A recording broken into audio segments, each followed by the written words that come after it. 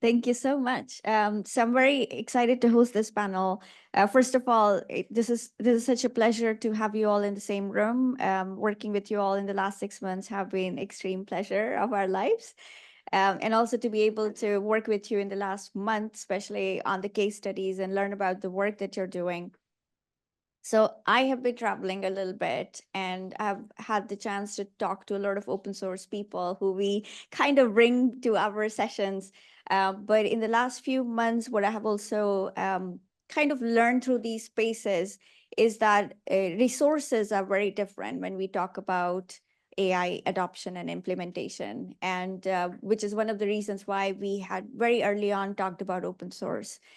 So today, I curated a panel, and I thought that this would be really great addition to the showcase event, is to also showcase where else can we go. Of course, the room with so many talented people doing different work, but there are a lot of communities and organizations who are building resources so that we can adopt them and we can improve skills within our organizations.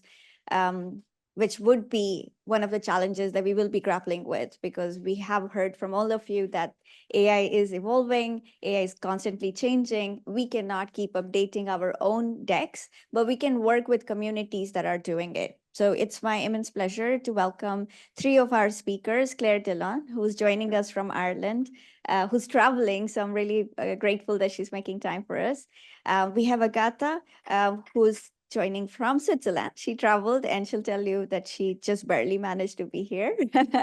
And Elena, who's based in London. I'm not introducing them in a great detail because, keeping with the spirit of the format today, we have invited each of them to share in 5 minutes about themselves, their company, and we will open the panel for discussion. So we're going to hand it over to Claire, who will share her screen and get us started. Thank you all, and I hope you can hear me. And thank you for inviting me to be here today. I'm sorry I can't be there in person, but I hope you can see my slides now. And I'm just going to give a very quick update as to who I am and my point of view from this perspective. So my name is Clare Dillon, as Malvika shared. I work with maybe 3 hats. I'm a researcher myself. I'm researching the topic of inner source, which is the use of open source practices within organizations. But I'm also very involved with open source adoption in Ireland. I'm based in Dublin in Ireland, and I co-founded a community there called Open Ireland Network to promote that. But my other role is part of a community called CURIOSS, which is around academic open source program offices. So I'm just going to give a very brief overview of what that is, just so you have an idea about where I'm coming from. I mean, obviously, we know that open source AI is a topic that has really, I suppose, come to the fore in the last little while in terms of being an alternative to some of the proprietary models that are out there. And indeed, it's becoming an area of, I suppose, political tension as well. But in Europe and in the world, it is a great avenue for researchers to build on top of and to consider as a vehicle for getting their innovation out there. Open source program offices, if you're not familiar with them, is a concept that came out of industry. Here are some definitions for what an open source program office might be, but essentially it's a center of excellence for open source practices. And if we think about ways in which we can build skills around open source AI, open source program offices can perhaps play a role in that. As I mentioned, they have been popular in the corporate world for a long time. The To-Do group map all the organizations that have open source program offices. But I think the real thing about academic context is, how do those activities change when we think about what open source program offices might be in a university or research institution context? And the group CURIOSS that I work with is specifically about folks that are working in open source program offices in that academic context. And it is slightly different. So if we think about why someone might have an academic OSPO, well, it's really about the idea that in the context of an academic institution, there are some things you might want to consider, like how are we looking at technology trends? How are we thinking about research policy and regulation and how that's implemented within our institution? How are we thinking about research excellence or, in fact, industry collaborations? And an OSPO can be a place in an academic institution where you can manage a lot of those types of forces in the ecosystem and bring it together in the context of an academic institution. So, if we think about how we might define it in CURIOSS, it's this idea of an organizational construct, which might be a community steward or a center of competency for open source in the academic context. And we in our community talk about it maximizing social and economic impact of open source software for research and education. But I will also mention that many of our members in the community in CURIOSS are also looking at that broader open research or open agenda, which may include things like open data, open access, open research, open scholarship in general. So there are some of our members who take that much broader view. When we as a community talk about the goals and activities of an academic OSPO, it's really around how do we do open source well, research excellence and student skills? How do we have research impact, both from the perspective of commercial impact and social impact? And indeed, how do we do outreach and talk to partner organizations to help them understand how, for example, how corporate OSPOs can work with academic OSPOs to provide corporate academic partnerships, and indeed broader outreach within the institutions to work with the folks like IT services or technology transfer offices so that we can actually help them with how they deal with open source. So as I mentioned, CURIOSS is the community for those that are working in university and research institution OSPOs. It was set up in 2023 with the support of the Alfred P. Sloan Foundation. We currently have about 50 individual members that represent about 22 institutions. Some of those are on the screen here. It's mostly in the US, but a number in Europe as well. And we are hoping to have our latest member coming from the UK, actually, in the near future. And in terms of our goals, it's really about sharing, coming together, sharing about challenges and opportunities, curating resources, because a lot of the open source resources out there, and in fact, Turing Way is one of the ones that we point to quite frequently, because most of the open source resources that are available kind of for the broader FOSS community or maybe the corporate context, and they perhaps need some curation and some translation to make sense in the academic context. So we're about trying to find those, point to them, create new resources if there's some that might be missing, coordinate representation, and then to partner and collaborate where appropriate. And these are just 3 links. I know we can share these slides so you can have them afterwards about the kinds of, I suppose, resources that you might find within the CURIOSS site. And this was a list of the types of activities that an open source program office may be involved in the academic context that comes from the definition of an academic OSPO paper that some of our members wrote to give that overview of their activities. So that's just a brief overview. I won't go into this in detail. I know we can talk more about it in the panel, but I just wanted to give you that real short overview of both academic OSPOs and the CURIOSS community. So thank you. Thank you so much, Claire. I'm going to invite you, Agata, to speak. And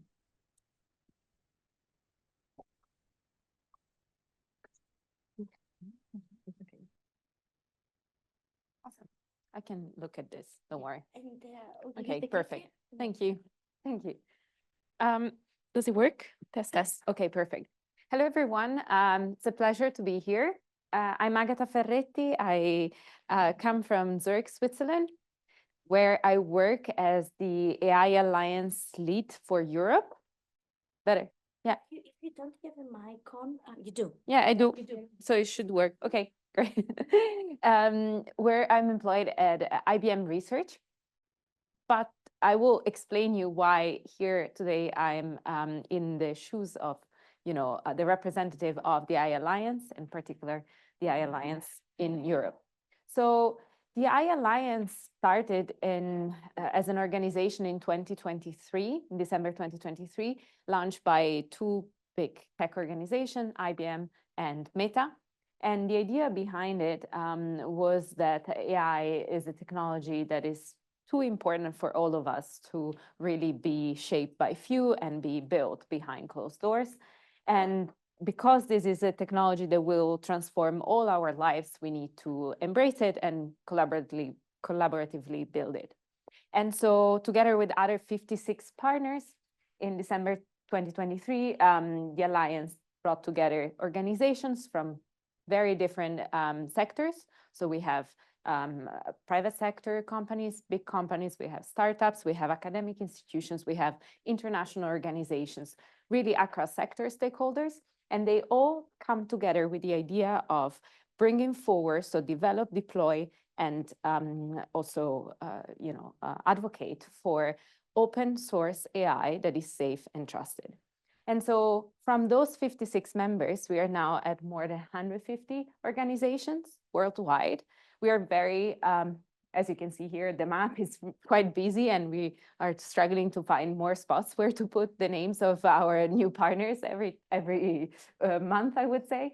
So of course, we have a lot of partners, particularly in US and in Europe, but we build a big community also in Asia, in Japan, especially in Southeast Asia as well. And we are growing more and more in Africa as well. We have a few members there too. And so the idea is that we bring everyone not only around these core beliefs, but the idea that if we want to build AI that is successful and the benefits are distributed for to all across society, then we have to do it in the open and in a way that is collaborative. And so again, these are the three pillars to democratize AI from our perspective: to build, to enable, and to advocate for an open source AI. And I will skip this, just you will have access to the slides, but just to come to the core of what is our activity. So our mission is really to as I said, to build useful technology, or to advocate for a technology that is available and useful to all. And we are doing activities in these 6 areas. So 2 of them, the first one, skill and education and advocacy, are, as the name say, to bring together people to, for example, support AI skill building, education, exploratory research. We have a lot of interest both from the private sector as well from academic institutions, as well as advocacy. We do a lot of work with regulators, for example, or international organizations that are working in this space to guide and to provide feedback also towards the importance of adopting open source AI more broadly. And then we have 4 technical areas, which means that we really build together technology and we deploy technology.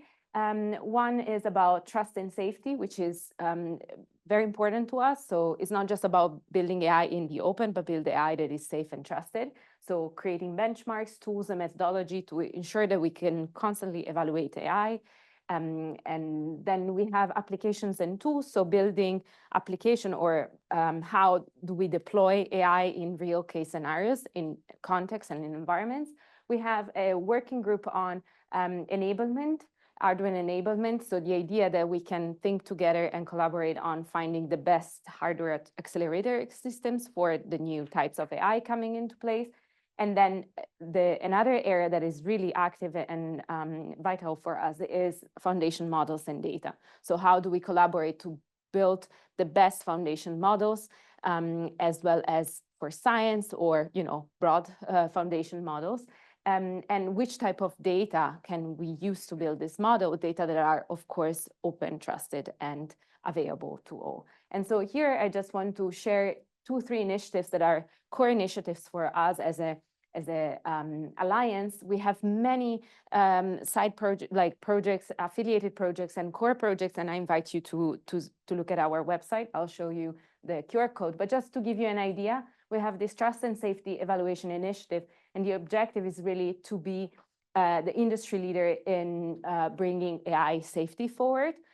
We want to advance the state of art in the evaluation space, right? So to define the benchmarks, to define what are the thresholds and the evaluators in this space. And so we created firstly, collectively, again, with efforts from many different institutions, the Trust and Safety Living Guide that is constantly adapted and adopted as well. The safety priorities by domain, we are trying to build a sort of catalog of what are the risk by domains. And of course, all these activities welcome new contribution from different sectors and people, right? Individuals as well as communities, and then really build trust and safety evaluators and not just taxonomies, but tools to assess these evaluations. Another project that is really important for us initiative has to do with foundations models. Here, I brought you just a couple of examples. We have we want to build a catalog of comprehensive trusted open models. Again, they are domain specific, a lot in science. We have working groups in climate and sustainability, material science, AI for drug discovery as well, and also models for industrial domains. So here you see Semicon, that was the first model developed with industry and using data from the industry in the space of the semiconductor world. And then we have a lot of open source models here, for example, in the geospatial foundation models environment, with contribution both from, for example, IBM Research, but as well as from NASA, ESA, and lots of universities around the world. So again, if you're interested in this space, please have a look and contribute and work with us. And then another work that we're doing is the Open Trusted Data Initiative.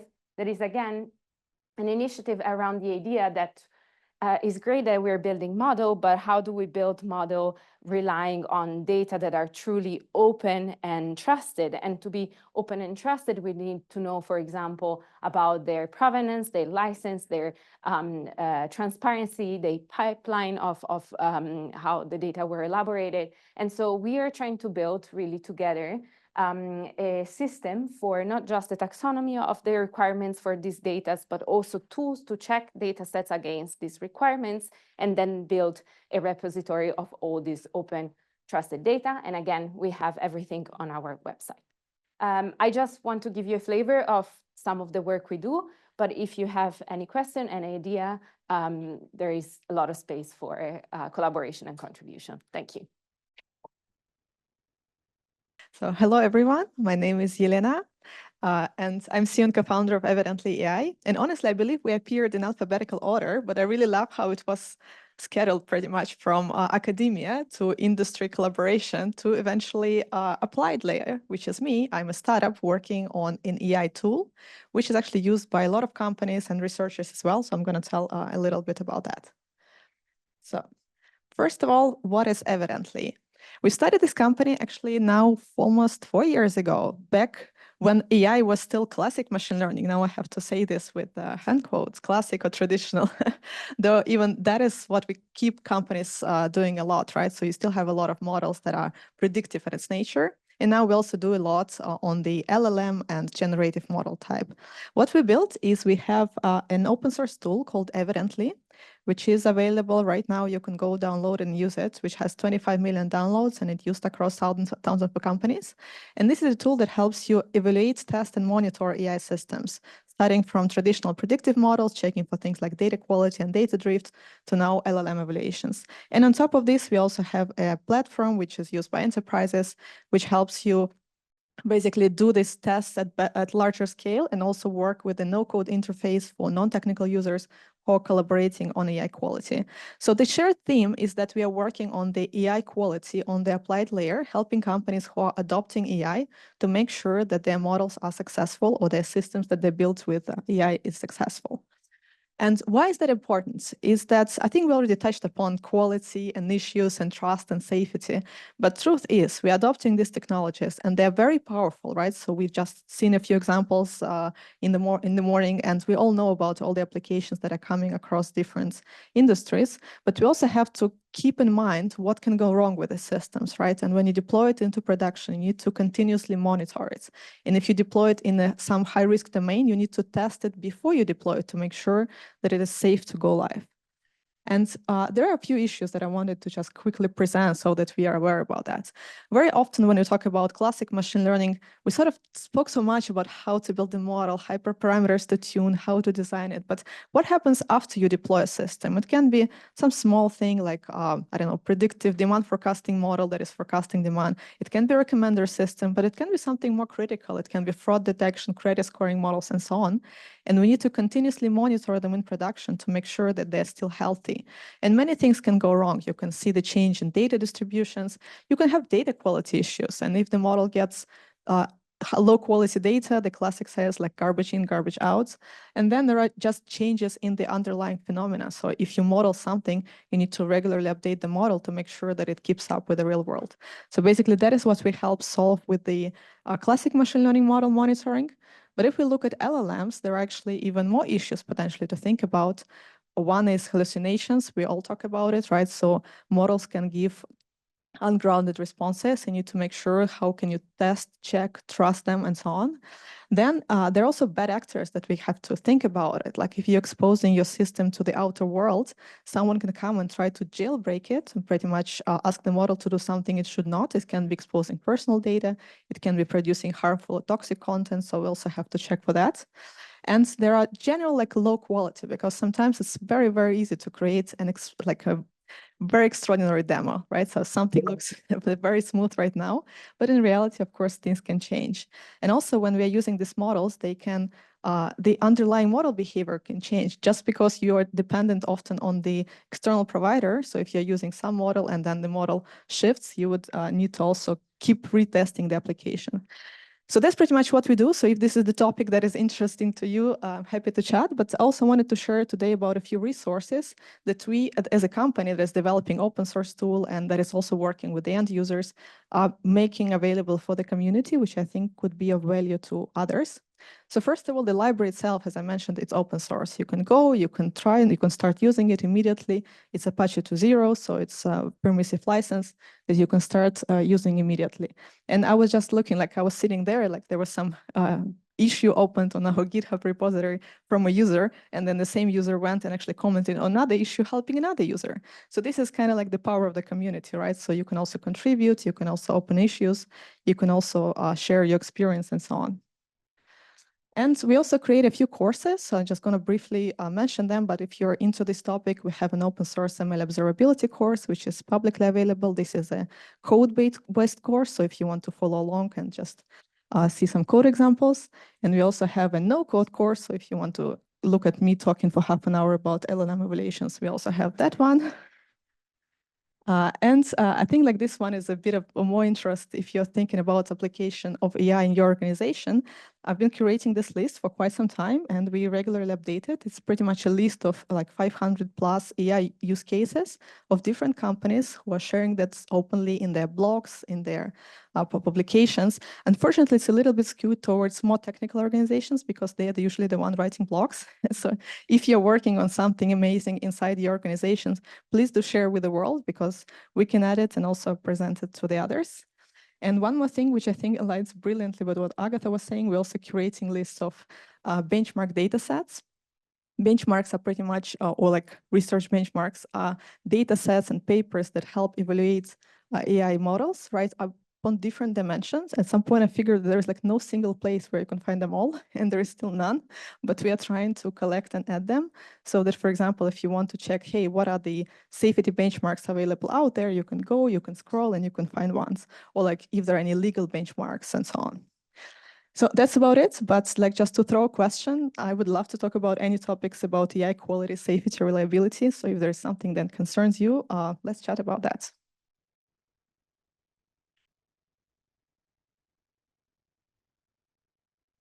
Thank you. This room has very unique technical setup. So I'm going to stop. I'm going to actually ask Lele, can you project Claire on the screen, please? Thank you so much for all of the presentation and also preparation and traveling and doing the work that you're doing. We have had a lot of questions in the Slido. Please adding more. I would not be floating the mic around just so we can keep in time. And before I go in the Slido, one of my big questions for all of you And it comes from the time that Errol and I were onboarding a lot of SMEs. And one thing we constantly heard is that we're so small that we feel intellectually isolated. And that's one of the reasons why I thought it would be really interesting to bring the communities that you're working with and the conversation that are happening at different layers, from academia to industry to applied, and like, what do you do after deployment? So can I just put that question on, what do you think about your initiatives bridging those intellectually isolated people through the work that you're doing? Can you share some examples that people might not think about it when they hear about your initiative? Claire, do you want to go first? Well, I just first of all want to call out events like this. I mean, I think it's really important for, these. There are so many communities that are evolving at the moment and emerging at the moment to help support very specific contexts, and I think that that's important. But having events like this where we all get to meet each other is also very, very important, and I think it's fantastic to see this kind of cross-pollination of ideas and resources, because I think many of us are literally trying to signpost the correct resources and or communities and or connections that will help them be successful, because it's such a dynamic world at the moment with everything changing so quickly, that those relationships are really important, not just to find the information, but even for support in terms of how to navigate all of this. So thank you for bringing us all together. And of course, open source communities in general do provide that wonderful way to have relationships and connections, no matter where you are in the world. If you're physically maybe feeling isolated because you're not in a center of activity or sitting at home in a home office, at least some of these open source communities can actually help people feel connected. So I suppose they'd be 2 points I would like to make. I think I was thinking like SMBs, and then I'm thinking I'm actually an SMB because I'm a small startup, and in no way I feel intellectually isolated. I struggle to attend all the events and meet all the people I want to. But all I wanted to say is that I think you should not think that we're constrained to our own organization, right? So no one said that it has to be so. You can build a lot of one-on-one relationship by going to the events, by talking to people on Discord, on LinkedIn, on opening issue on GitHub, right? So there are many ways to start like this person-to-person interaction. And I feel that even a large organization, sometimes like a certain department is quite constrained. So we should just kind of change our thinking in a way, right? So we're not limited to our own company. Yes, of course, we're limited on the time that we're spending inside a certain building maybe, but there are ways to make these connections. And I would encourage people to be online. I think COVID confirmed to all of us how many things can happen online if we pay attention to it, right? So definitely just put yourself out there in a way, right? And things start to happen. I'm sure I will meet someone here today and we'll continue staying in touch. Right. From our perspective, I mean, the AI Alliance is a global community, first of all, right? And so we try to bring opportunities online, first and foremost, to connect people around topics of interest. So we have working groups in different areas. And I think that allows people to find their space also to share their knowledge coming from very different places in the world, and find audiences that are truly interested in what you're working on or dealing with. And I think we have a variety of working groups, variety of opportunities to connect. On our website, there are ways really to a platform to share your interest in specific working groups and connect on Slack and other channels to come together and express your ideas, because fundamentally I think there is a need to for platforms and opportunities to share.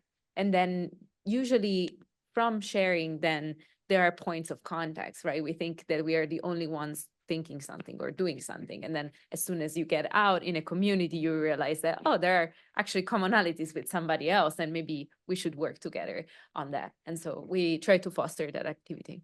Yeah. That's great. That's great to get that validation. Sophia asks questions. Can you tell us about the key barriers for academia and industries to adopt open source tools and AI practices? Who wants to take it first?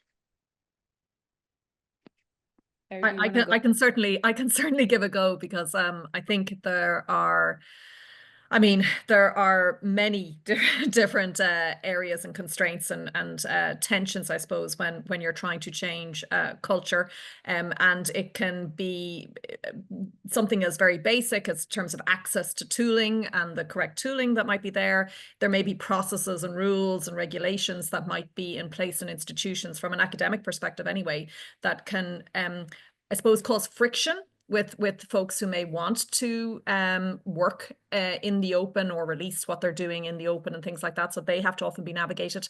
And then I would say one of the biggest ones, though, that perhaps is not just a challenge for in this context, but it's a challenge overall. It's the level of expectation for individual researchers, as in all areas, expectation of excellence is kind of rising. So it's kind of like you have to be brilliant at your research, but also brilliant at doing open source research and also open science and open data and like, you know, in certainly in the open source world, we speak to a lot of researchers and academics who are not software developers. They don't know the concepts, they don't know the tools, they don't even know what questions to ask about how to, you know, get started perhaps in these areas. And, you know, some researchers are coming in with backgrounds into academia with no knowledge of any of that.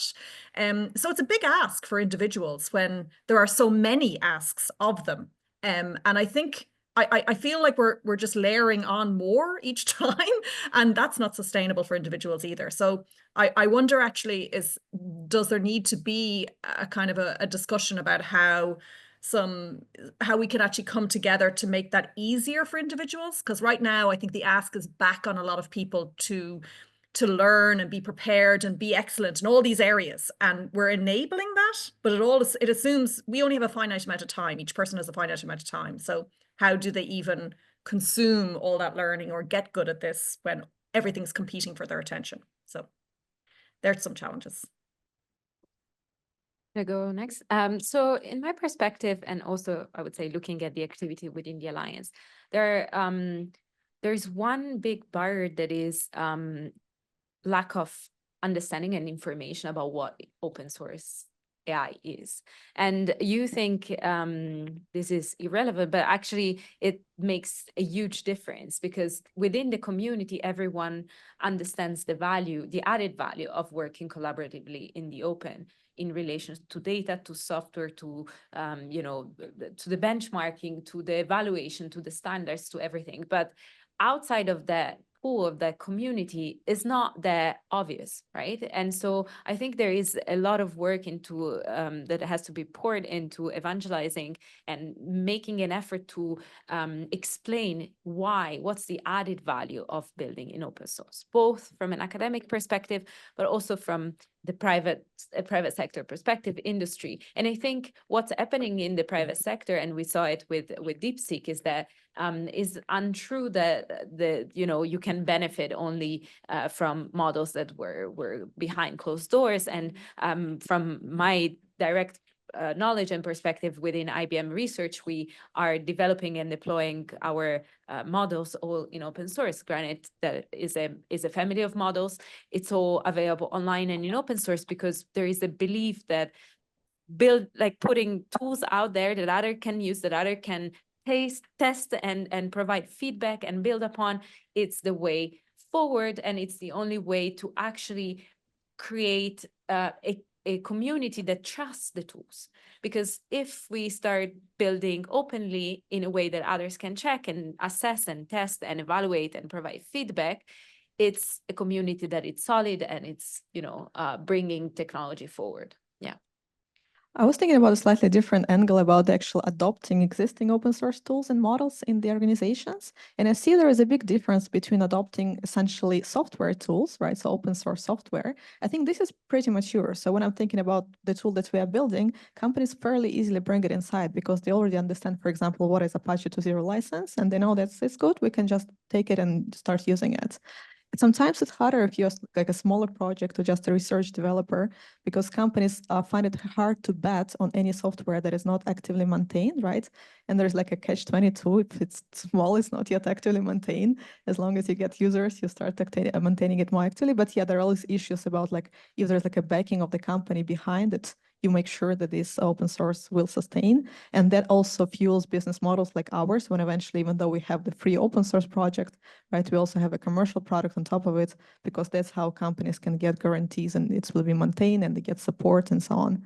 So this is one angle, but if it comes to actual open source AI, I think no one actually yet figured out what it is, because it's quite different from software. Like software is just the code right there, you can see and you read it, but model is not software, right? So it comes from the training data, which might not be open, right? But then you actually release the model that you can apply, like you release the weights. But for example, you don't have trust in the data that it was trained on, right? And then it can bring potential legal issues. So I think like what we have to continue developing, I'm sure that AI Alliance is a great example of how you can achieve that, right? Is a shared understanding of also legal frameworks and how you can successfully adopt it in the organization. Great. I have now a very specific question for each of you. And this question is for Claire. What do you think for-profit companies can learn from academic hospitals? Can you talk about the overlaps and priorities? Well, I suppose there's two aspects to that. There is the aspect of what OSPOs and corporations can learn from OSPOs and academia, and I do think that what we see in academia is this idea of people from different domains, like interdisciplinary projects, and lots of folks that are actively developing software, but really targeted on their needs in a particular domain. And sometimes I would consider that many of the open source program offices that I would engage with in corporate world are still in software development. They're still in, coming at it from a software developer perspective. And I do think, therefore, that that's one definite thing that the OSPOs in the corporate world can learn from OSPOs in the academic world, because enabling people who are interdisciplinary, I think, is the future, because of course software development itself is going to be, needs to be closer to the problem and the end user and the actual domain that where it's happening. And that's what's happening in academia. So that's one thing. But I think there is also, some of the other speakers were talking about this idea of like just knowledge and understanding what's happening where and what models are being used where and what domain. And if there's great research happening in academic institutions around AI and perhaps domain-specific projects that are coming out on those topics, then there is that question about how does that get translated into having impact in society and from an economic perspective and from a social perspective. And so what we can learn together, or what the opportunity, I guess, is how do we, I suppose, make that pathway of translation of software and knowledge smoother, and how do we make it more impactful? So I suppose that's the conversation we have to have together, because that's not one or either party. It's about coming together to make those kinds of collaborations happen. And again, not thinking about it as a handover. I think in the past there has been a notion that something gets developed in academia and gets tossed over to other areas and you can run with it now. But this is when we hear about things like the importance of maintenance and the health of projects over time, these things are collaborations that are not just points in time. They have to be maintained and sustained, and that's collaborative work that has to happen across these silos. Wow, thank you so much. That's another thing. You have worked with so many companies, and not just within Europe, but outside. And in some ways, CURIOSS sounds like you bringing those knowledge from the industries back with the academia. And one of the reasons why I wanted you here was because through these work, we realized that there's so many small, medium enterprises who actually want to work with academia. And sometimes we miss those places that connect those. And I feel like CURIOSS is a really nice bridging place. Agata, I have a rapid fire for you, and then I'll ask you the main question. Can individuals join AI Alliance? So we have, so the membership is only via organization and institution. That again can be an academic institution, can be the Alan Turing Institute, for example. But for sure, we invite individual members or individuals to contribute to the working groups, and they can register to be part of the working group. So the answer is yes. The membership is attached to the institution, right, but the contribution and the learning, I would say, is also up for individuals. Yeah. Right. So now here's the main question. What are some challenges you're finding with building the Trusted Data Initiative? Okay, so this is a very new initiative. We launched it kind of soft launched it at the end of last year, and is a core exercise and activity of the AI Alliance this year. It's very ambitious, and in general, I would say that the main initiatives of the AI Alliance are those or to tackle those challenges that individual institutions face, but that I think are unlikely to be solved by one institution alone, right? And so we have to pour resources and effort together to try to succeed in these challenges. And so the idea here is that again, to build a truly trusted and open source foundation models, we need also open data.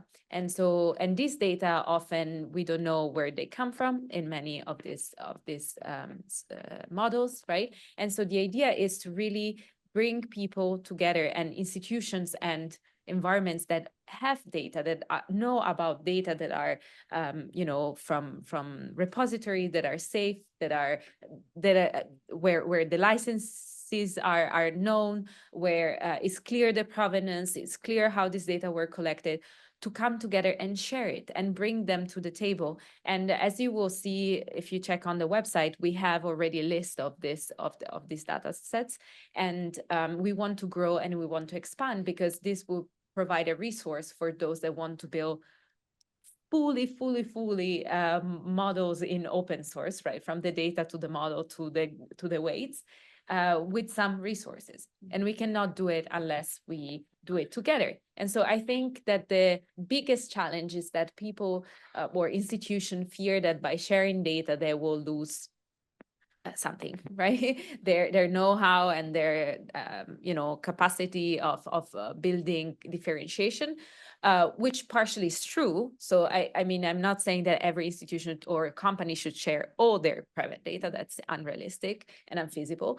But there are a lot of data that we create every day, right? And that are not hypersensitive or hyper specialized, and yet that can be shared and could be really useful to build, for example, agents that now we are seeing created more and more, that are actually useful and valid to solve some tasks. Otherwise, without the data, we will not have very useful AI. Yeah. Thank you so much. I also have a rapid fire question for you. Is the environmental impact of a LLM one of the evaluation criteria? No. No. The answer in this case, because we're mostly talking about the application layer, right? So we're not talking about evaluating the model itself or how it's being trained. It's more like, hey, we created a chatbot on our website that is answering questions about our company. Is it correct? Is it aligned with our brand image and so on? So just in the scope of what we do not, but it definitely should be, and I think it is in the larger labs.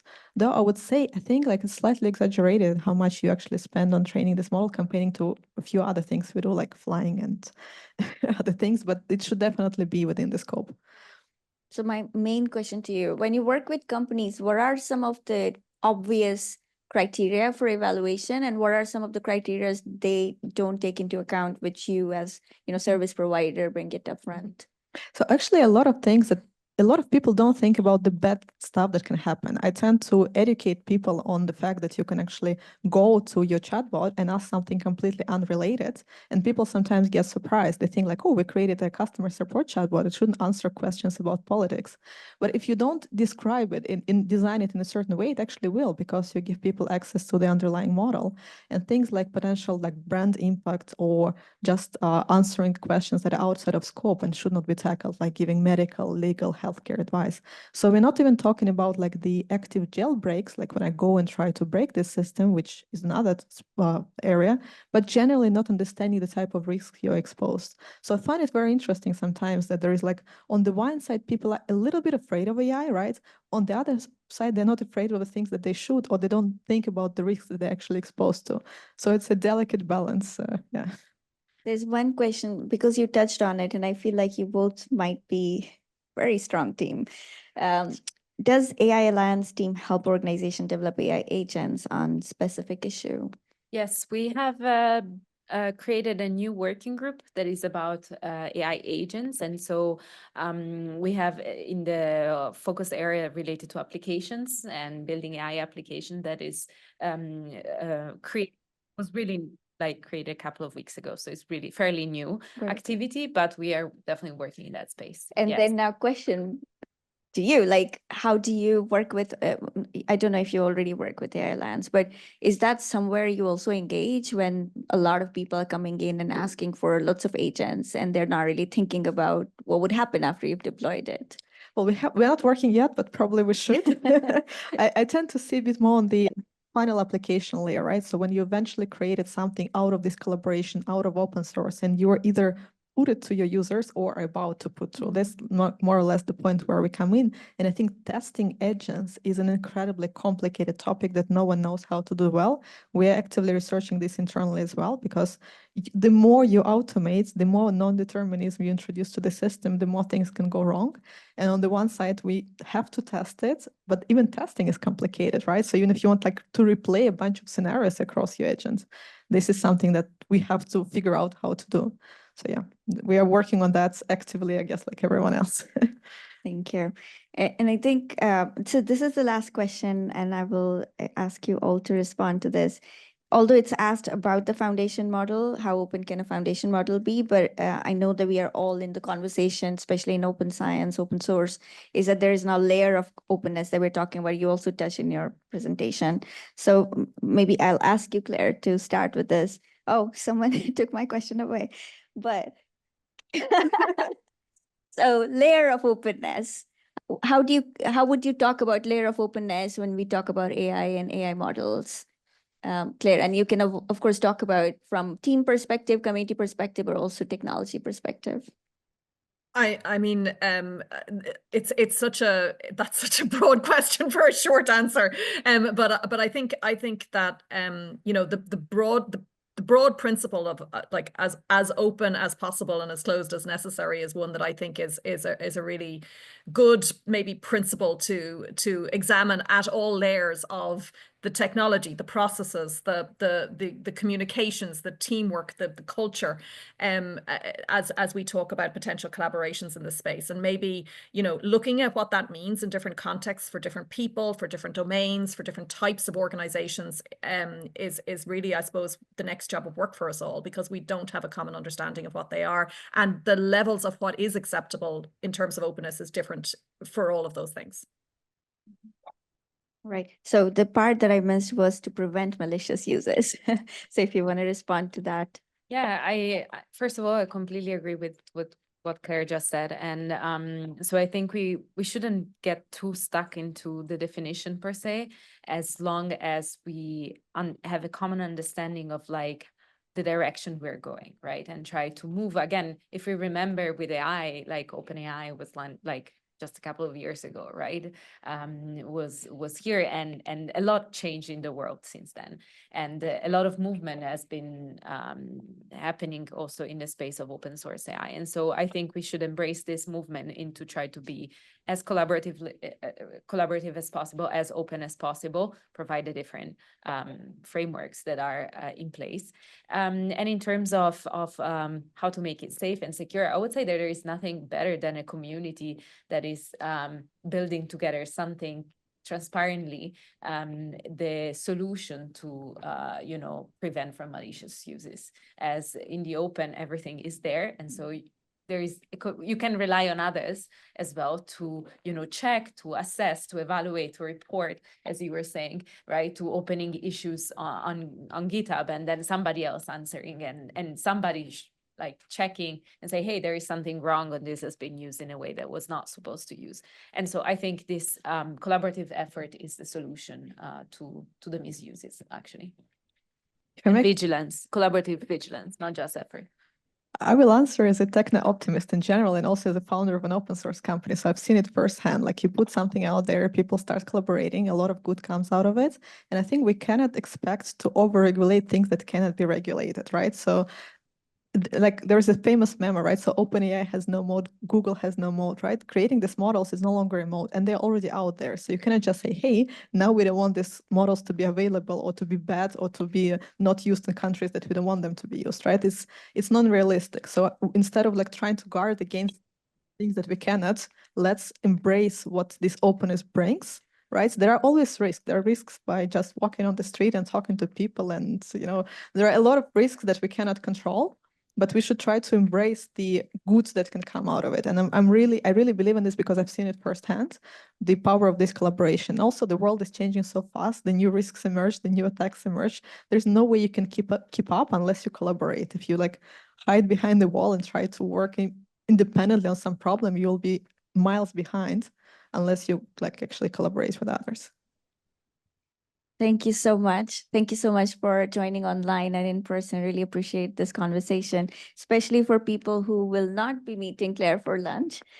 Please connect with her on LinkedIn. And of course, the Turing Way Slack is open for anybody. And I would make sure that Claire is there and you can keep asking her question about it. But both of you would stay for lunch. There are some questions which are very specific to you, so please find them.